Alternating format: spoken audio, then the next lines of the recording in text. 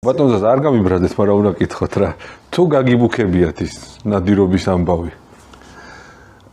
იცით რა, ეხა არ მინდა ესე გამიგოთ, მაგრამ აი ტყუილი მეჯავრება. აი მეჯავრება ტყუილი. შეიძლება გამიბუქებია ალბათ. ამხელადაც მოგიკლა. იცით რა არის, აი ერთ რამეს გეტყვით რა, იყო ესეთი შემთხვევა, როდესაც ერთმა ჩვენმა მეგობარმა, რომელსაც ძალიან დიდი გამოცდილება აქვს ხორზე ნადირობის, ნუ პროფესორი, აი ტყეში რო შევა დაბლა მიწას ნახედავს, სად რამდენია, როგორია, რამხელა ყველაფერს გეტყვის.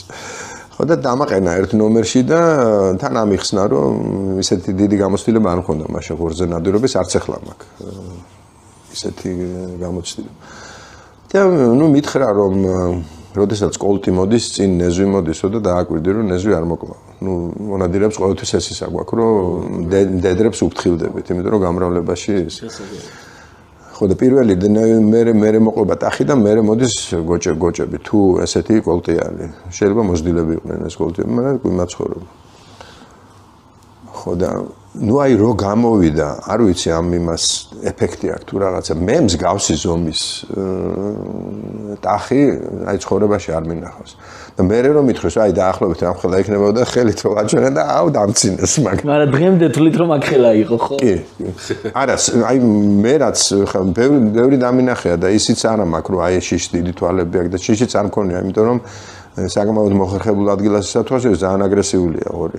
თუ დაინახა ვინესვრის მტრისას, მაგრამ საკმაოდ კომფორტულ ადგილას ვიდექი და არ მქონია წყნარად უყურებდი ამ იმას, მაგრამ როგორც წესი არ მაქვს ხოლმე არც რაოდენობაზე რომ რაღაც ყვებიან